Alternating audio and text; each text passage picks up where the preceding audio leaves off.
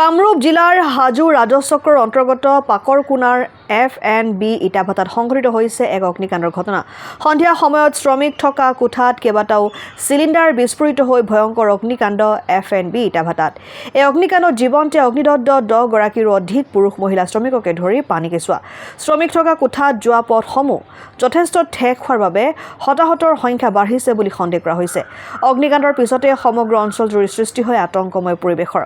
পিছত হাজো অগ্নি নিৰ্বাপন বাহিনী আৰু স্থানীয় ৰাইজৰ সহযোগত জুই নুমাবলৈ সক্ষম হয় যদিও সংকটজনক অৱস্থাত আটাইকেইগৰাকীকে দুখনকৈ এম্বুলেন্সেৰে লৈ যোৱা হয় গুৱাহাটী চিকিৎসা মহাবিদ্যালয়লৈ। আমাক মানে আলিকা ইটাৰ ভেটাৰ পৰা এটা ফোন গ'ল যে ইটাৰ ভেটাত চিলিণ্ডাৰ ব্ৰাছ হৈছে।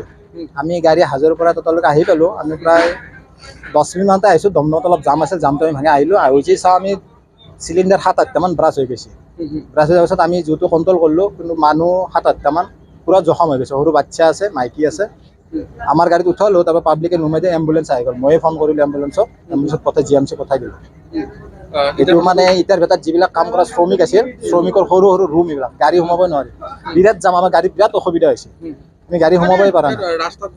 একদম গাড়ী ৰাস্তাটো সৰু, একদম বহুত বস্তু ৰাখি থোৱা আছে ইটাৰ ভেটাৰ কাম কৰা শ্ৰমিকৰ। আমি গাড়ী সোমাবই পৰা নাই, বিৰাট কষ্ট হৈছে। এতিয়া জুই নুমাবলৈ সক্ষম হৈছে, জুইটো আমি নুমাইছোঁ, জুইটো নিৰ্বাপন হৈছে। এতিয়া মানুহখিনি আমি GMC পঠাই দিলোঁ। কিমানজন মানুহ হ'ব? মানে টোটেল মানে 8জন মানে হ'ব।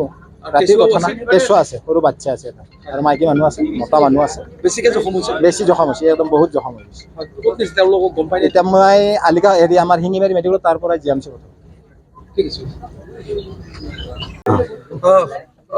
অগ্নিকাণ্ড হৈছে, ক'ত হৈছে আচলতে? এই ৰুমত, পাকঘৰৰ ৰুমত তাৰমানে চিলিণ্ডাৰ বাজ হৈ গৈছে, তাতে অগ্নিকাণ্ড হৈছে। কি এইটো ইটাৰ ভাটা নেকি? এইটো ইটাৰ ভাটা। কি ইটাৰ ভাটা? FNB।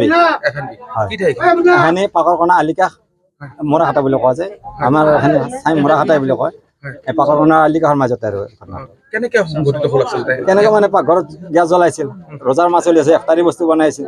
সেই অৱস্থাতে চিলিণ্ডাৰ বাজ হৈ গৈছে। বাজ হৈ যায় সেইকাৰণে 20জন মান মানুহ পুৰা গৈছে। এটা পানী কেঁচুৱাও পুৰা গৈছে। খুব অৱস্থা বেয়া আৰু তেওঁলোকৰ। এতিয়া 108 আহিছে, 108 আহি পেলাই তেখেতলৈ আমি মেডিকেল পঠিয়াই দিলোঁ। আমাৰ স্থানীয় লোকবিলাক সকলো আহিল, আহি পেলাই ইয়াতে যোগাযোগ কৰিছে, আৰু জুই নুমা গাড়ীও আহিছে। তেখেতসকলে আহি পেলাই আমাক ভাল সহায় কৰিছে।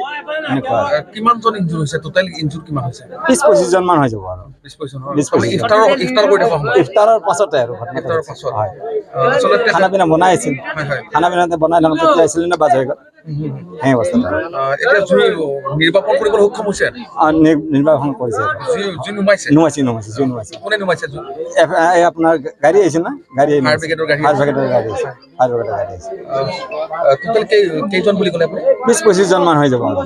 পানী কেঁচুৱাও পানী আছে? কেঁচুৱাত আছে। পানী কেঁচুৱাটো একেবাৰে ছাল গোটেই ছালবিলাক অৰি গৈছে, আৰু মাইকীবিলাকৰ ভৰি হাত গোটাই ছাল একো নাই, দেহাটো একো নাই, দেহা অৱস্থা বেয়া, একেবাৰে বেয়া। য'ত ব্ৰাষ্ট হৈছিলে আচলতে ৰুমত হৈছিল নে ক'ত হৈছিলে? ৰুমত হৈছে, পাকঘৰৰ ৰুমত হৈছে। তেওঁলোক থকা ঘৰত? তেওঁলোকে থকা ঘৰ, সৰু সৰু ৰুম না, লেবাৰ থকা ৰুম, লেবাৰ থকা ৰুমত তেনেকৈ বাজ হৈ গৈছে। হাজোৰ পৰা কমলাকান্ত দাসৰ ৰিপৰ্ট, অসম আদিত্য।